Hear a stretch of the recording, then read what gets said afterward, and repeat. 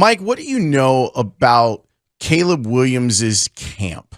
Because the story that you had back in July kind of resurfaced a little bit yesterday with the idea of him maybe wanting a piece of ownership, which they closed that loophole, right? That's not a thing that can really happen for a player now. But what do you know about his camp? Because between rumors about where he will and will not play and maybe him wanting pieces of ownership, I wonder if that's going to rub ownership of teams in the wrong way. It really was an amazing dynamic that starting on Saturday, because I can track our traffic in real time. I see what each story is attracting by way of views. And all of a sudden, this 3-month-old story about Aaron Rodgers and Caleb Williams at one point wanting equity in their teams is popping up again. And the whole point of that story was to supply the why as to the reason for the NFL to out of nowhere slam the door on giving employees any equity whatsoever, whether they're players or non-players. And I think it's as simple as Caleb Williams had a bad game on Saturday night, so there's engagement to be had in making him look bad at a time when he had a bad game. Let's make him look greedy. Let's make him look unreasonable. Let's make him look unlikable and unattractive to the teams. The bottom line is this, and I've been an advocate of this for a very long time. It shouldn't happen every 20 years. This is football's version of Halley's Comet, where you've got John Elway in 82, 83, who says to the Colts, don't draft me, and he ends up getting traded to the Broncos. Then in 2004, it's Eli Manning saying to the Chargers, I'm not going to play for you, through his father, Archie Manning, and ending up playing for the Giants.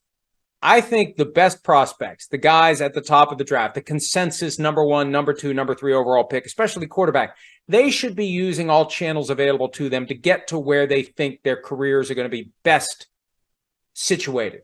We've seen time and again, quarterbacks go to a place where the coaching isn't there, the talent isn't there, the ownership is dysfunctional, and the guy's career gets thrown off the rails. So if I'm Caleb Williams, I'm considering all my options, from staying at USC another year, although that doesn't really solve the problem of the worst team in football getting dibs on you, because that's going to happen the next year. I think the thing that the best prospect needs to be willing to do is say, here's where I want to go. I'm not going to play for the team that holds the first overall pick. This is the team I want to play for, or teams 2, 3, 4, whatever. We're all brainwashed. We're all brainwashed to think that it's like the Harry Potter sorting hat. It's all preordained. We have no control over it. Baloney. You've got control over it. John Elway proved it. Eli Manning proved it. And it's something that needs to happen more than once every 21 years. You know, we think you're talking about the Bears, right? I'm sorry.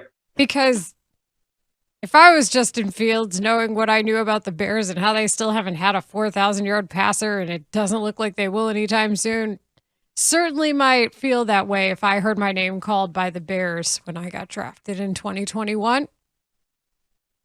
Oh, I agree. And now the reality for Justin Fields is he was far enough down the stack that it's harder to pull it off.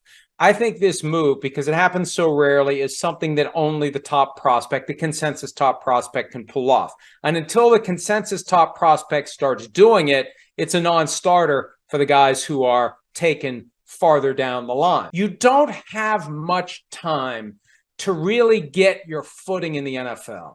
And we're seeing examples that are really exceptions, like a Geno Smith with a delayed reaction, maybe a Gardner Minshew opportunity this year with the Colts, now that Anthony Richardson's going to have season-ending surgery, of potentially becoming a franchise quarterback is not open for very long in the NFL. You need to land somewhere. I mean, look at what it did for Patrick Mahomes. Fell to number 10, Chiefs trade up, he gets to sit for a year and learn behind Alex Smith. They make the pivot, and he's got Andy Reid, and off he goes.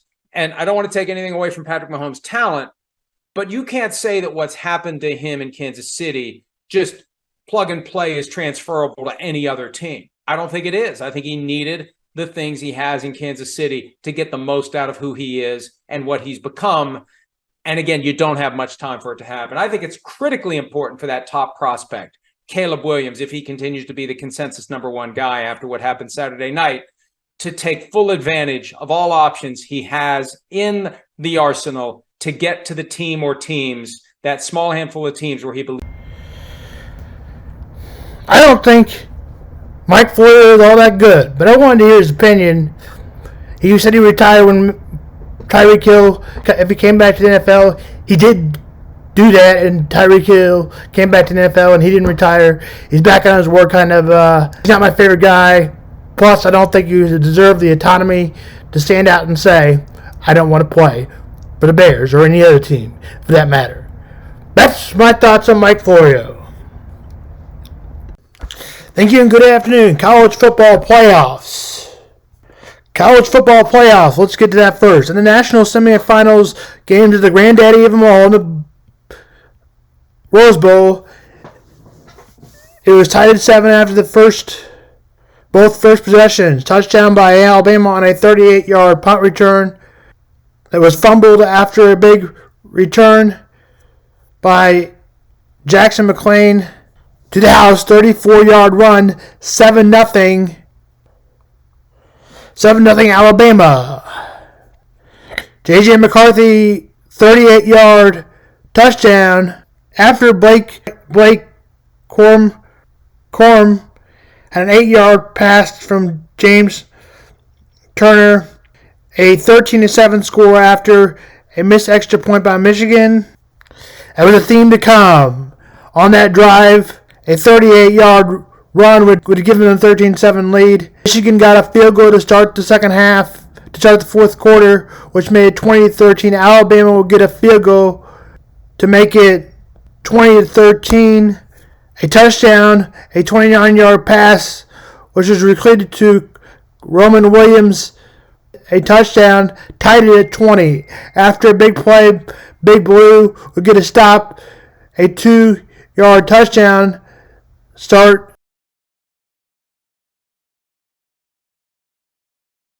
After that, Michigan is headed to the national championship. Let's listen to the sound on that.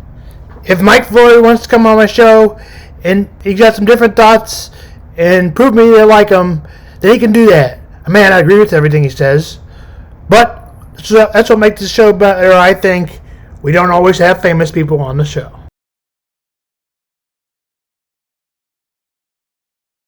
That's Williams in motion. Low snap. Milroe stopped. Michigan makes a stand and comes up with a milestone playoff victory.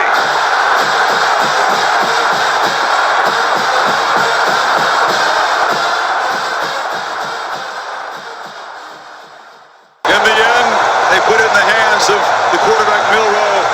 Michigan was ready for him and stoned him short of the goal line. And J.J. McCarthy, as you said, Kirk, moments any quarterback would dream about. He drove his team down the field at the end of regulation. It was the running game that got it done in OT. Yeah, it really was. What an incredible game. Everything you could hope for. There's 13-point lead. A touchdown by Texas to make it 34-28. And then a field goal was good to make it 37-28. And then a field goal was good again to make it 37-31. To make it 37-28, an onside kick was recovered by Washington, but in 6 tries from the 44, they would ultimately lead to no gain, as they had a 5-yard gain. In the other game, it was Texas and Washington. What another great game it was. A touchdown to start for Washington, a 2-yard run, a quick 77-yard pass from Jalen Polk, touchdown, 77-yard touchdown. It was Washington 7-0. UW.